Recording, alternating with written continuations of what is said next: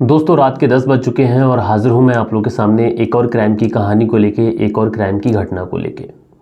दोस्तों आज की घटना एक ऐसी घटना है जिसमें जो कातिल था उसने जो भी काम किया वो बहुत ज़्यादा सफाई से किया, लेकिन उसके बावजूद भी वो कातिल पकड़ा गया। दोस्तों वो कातिल जिसने जिस व्यक्ति की हत्या की उसके पूरे अंतिम संस्कार में वह साथ रहा। जब उस व्यक्ति को दफनाया गया तब वह व्यक्ति साथ था।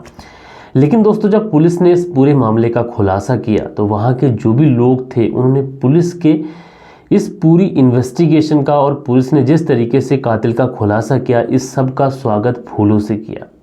दरअसल वहाँ के लोगों को ये डर था कि कहीं पुलिस इस कत्ल के इल्ज़ाम में किसी निर्दोष को न भेज दे, लेकिन पुलिस ने जो काम किया वो सराहनीय था। और जिस तरीके से कातिल को पकड़ा गया दोस्तों, यकीनन दोस्तों जब आप लोग सुनेंगे तो आप लोग हैरत करेंगे कि इस तरीके से भी कोई कत्ल कर आखिर कैसे बच सकता था।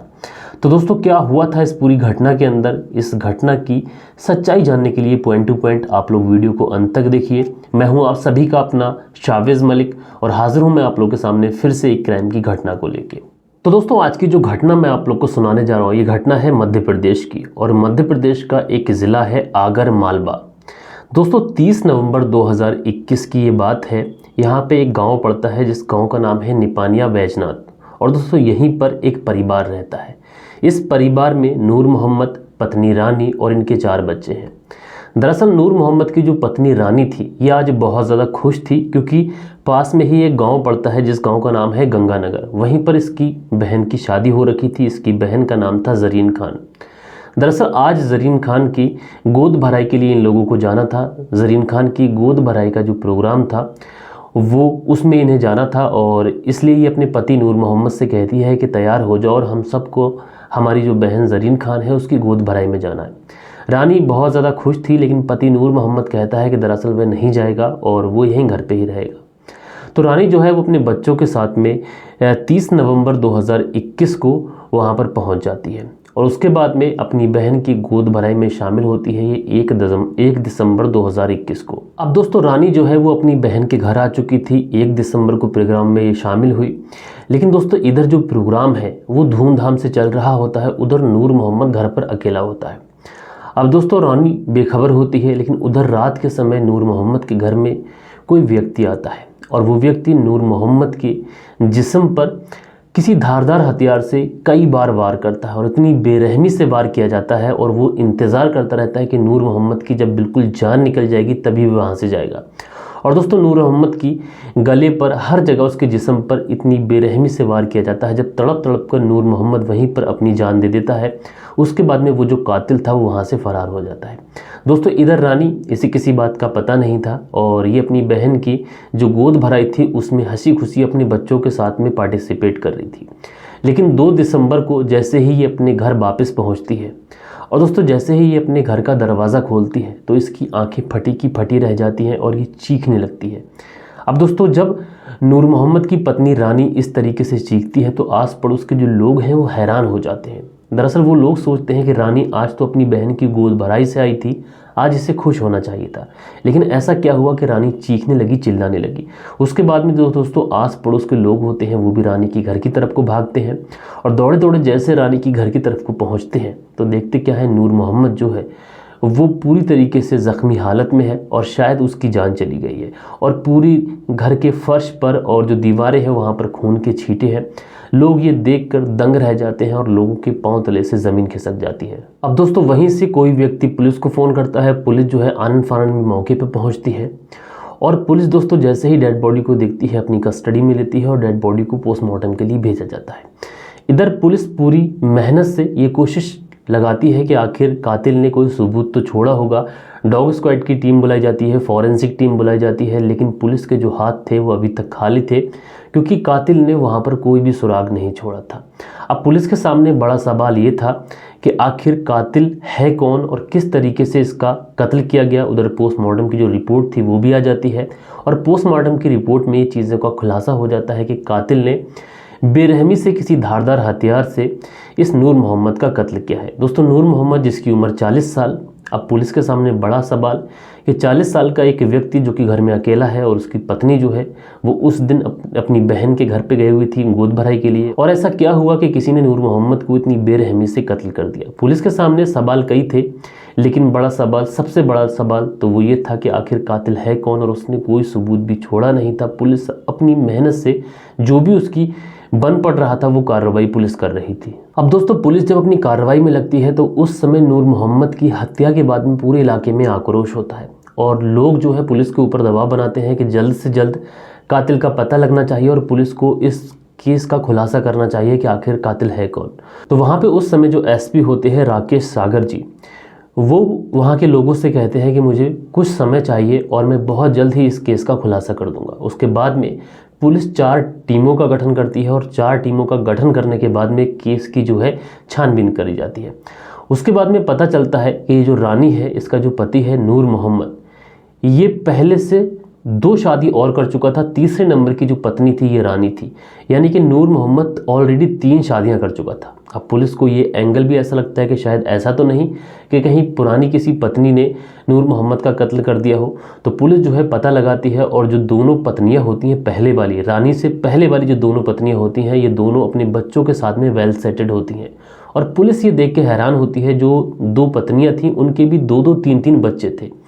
यानी नूर मोहम्मद जो है शादी करता था, शादी करने के बाद में बच्चे करता था, उसके बाद में उन्हें कहीं ना कहीं छोड़ दिया करता था, और ये सारे के सारे बच्चे नूर मोहम्मद से ही पैदा हुए थे।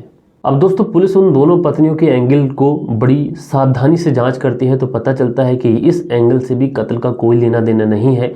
ये दोनों पत्नियां वेल सेटेड हैं और अपने बच्चों के साथ में खुश हैं।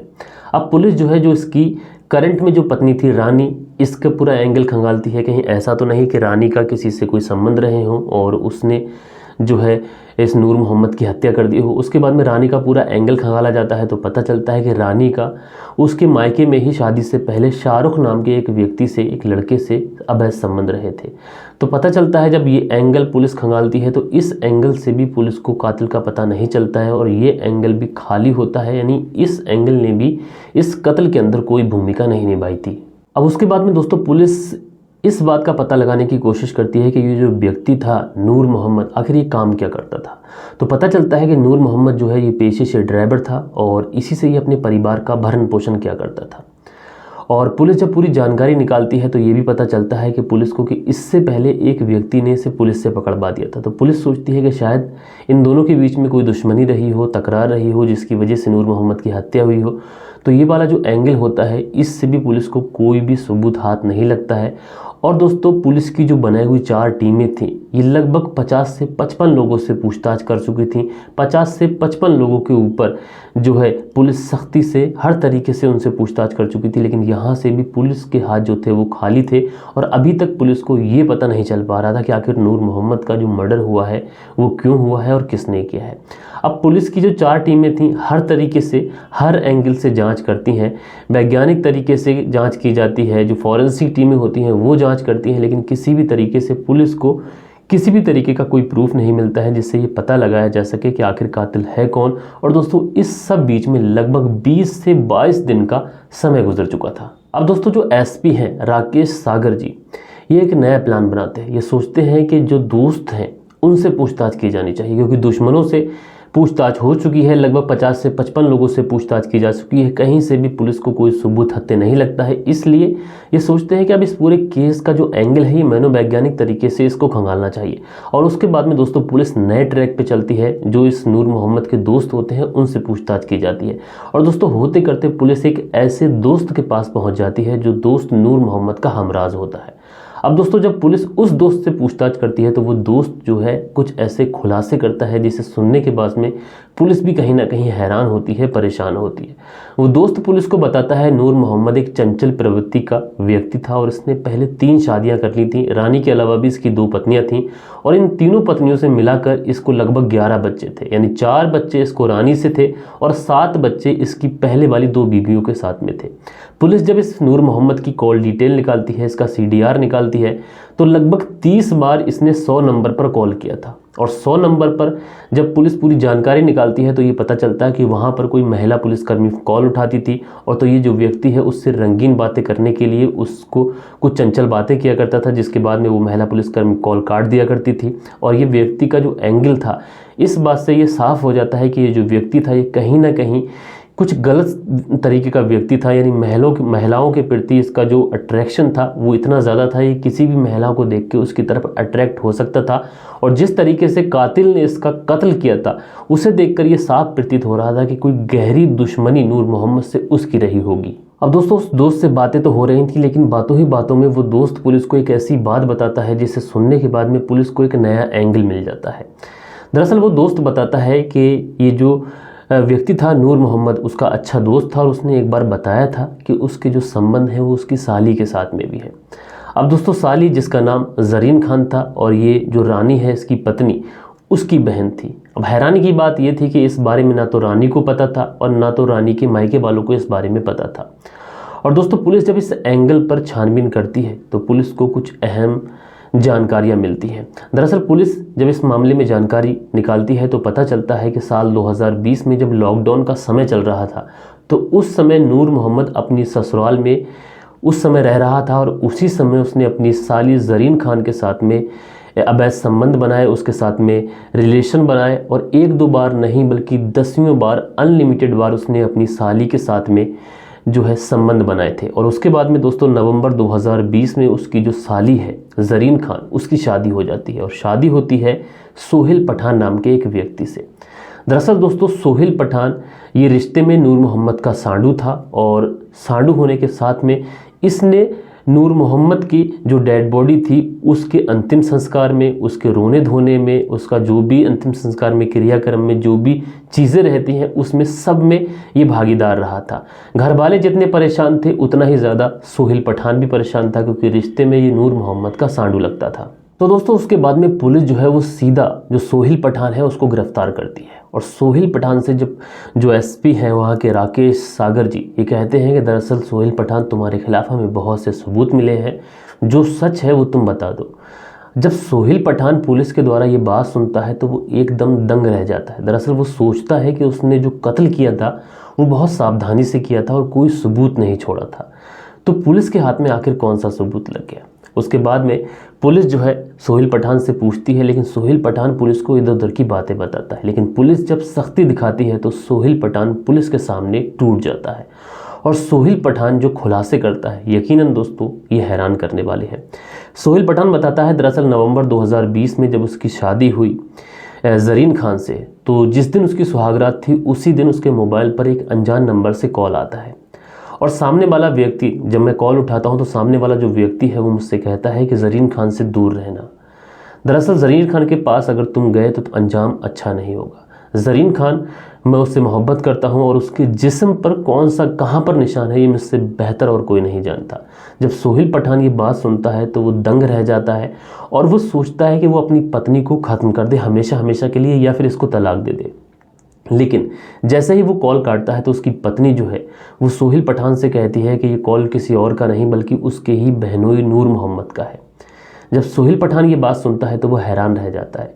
दरअसल वो बताती है कि जो उसका बहनोई है जब लॉकडाउन के समय उसके घर रह रहा था तो उसी समय जाने अनजाने में कई बार उसने मेरे साथ में संबंध बनाए। मैंने सोच लिया था कि शादी के बाद में ये सब कुछ खत्म कर देगा, लेकिन नूर मोहम्मद ये सब कुछ खत्म करने के लिए तैयार नहीं था। उसके बाद में दूसरे दिन को सोहेल पठान अपने सांडू नूर मोहम्मद से दूसरे दिन को मिलता भी है, मुलाकात भी करता है, और उससे कहता है कि जो सब हुआ उसे छोड़ दो, उसे भूल जाओ, और दोबारा से मेरी पत्नी को परेशान मत करना, उसे टच करने की भी कोशिश मत करना। लेकिन नूर मोहम्मद जो था वो अड़ा हुआ था और वो लगातार इन लोगों को परेशान करता है, और इसी की वजह से जो सोहेल पठान है और वो अपनी पत्नी के साथ मिलकर एक प्लान बनाता है, और ये दोनों प्लान बनाते हैं कि सोहेल पठान और उसकी जो पत्नी है जरीन खान, ये दोनों प्लान बनाते हैं कि किस तरीके से नूर मोहम्मद को हमेशा हमेशा के लिए रास्ते से हटाना है। उसके बाद में दोस्तों सोहेल पठान इस पूरे मामले को भुलाने के लिए लगभग 1 साल का समय लेता है, जिससे किसी को भी कोई शक ना हो सके। और उसके बाद में दोस्तों जो इसकी पत्नी थी वो इस सब में जो है सोहेल पठान के साथ मिल जाती है, और उसके बाद में दोस्तों वो समय आता है जब इस जरीन खान की गोद भराई थी, और जब ये जरीन खान अपने मायके चली जाती है उसी समय सोहेल पठान का जो सांडू है नूर मोहम्मद, उसकी जो पत्नी है रानी, वो भी अपने बच्चों के साथ में मायके चली जाती है। और उस समय सोहेल पठान समझ जाता है कि जो नूर मोहम्मद है इस समय घर पर अकेला होगा, और उसी समय ये अपने चचेरे भाई को लेकर जो है नूर मोहम्मद के घर पहुंच जाता है। और जाने के बाद में उसके गेट पर आवाज़ देता है, और नूर मोहम्मद सोचता है कि कोई और नहीं, उसका सांडू ही है। और नूर मोहम्मद जैसे ही गेट खोलता है तो उस समय जो सोहेल पठान और उसका चचेरा भाई था, इन्होंने हाथों में ग्लव्स पहन रखे थे और इनके हाथ में धारदार तेज़ हथियार थे। उसके बाद में एक एक कर कई सारे वार इन्होंने नूर मोहम्मद के ऊपर कर दिए, जिसकी वजह से नूर मोहम्मद जो है वहीं पर गिर गया और तड़प तड़प कर उसकी मौके पर ही मौत हो गई। और उसके बाद में दोस्तों सोहेल पठान और उसका चचेरा भाई जो था बाइक से बैठकर ये वहाँ से फ़रार हो गए। और उसके बाद में जहाँ पर ये बाइकों का काम करता था गैराज में, इन्होंने गाड़ी खड़ी कर दी और जो हथियार वगैरह थे ये कहीं पर छुपा दिए। और दोस्तों पुलिस के सामने जब इस पूरे केस का खुलासा हुआ तो यकीनन ये हैरान करने वाला था, क्योंकि पुलिस इससे पहले 50 से 55 लोगों के साथ में पूछताछ कर चुकी थी। तो वहाँ के लोगों को ये डर भी था कहीं ऐसा ना हो कि इस कत्ल के जुर्म में कोई बेकसूर चला जाए। और दोस्तों जब पुलिस इस पूरे केस का खुलासा करती है, क्योंकि कातिल ने खुद कबूला था कि उसने कत्ल कैसे किया और क्यों किया, तो लोग वहाँ के बहुत ज़्यादा खुश थे पुलिस की कार्रवाई से। और उसके बाद में जो सोहेल पठान उसका चचेरा भाई था और उन दोनों को जेल भेजा गया। बहरहाल दोस्तों आप लोग इस पूरी घटना के बारे में क्या कहना चाहते हैं, अपनी राय नीचे कमेंट्स बॉक्स में दीजिएगा। हम लोग मिलते हैं हमारी किसी और वीडियो में किसी और सच्ची घटना के साथ। जब तक के लिए अपना ख्याल रखें। जय हिंद, जय भारत।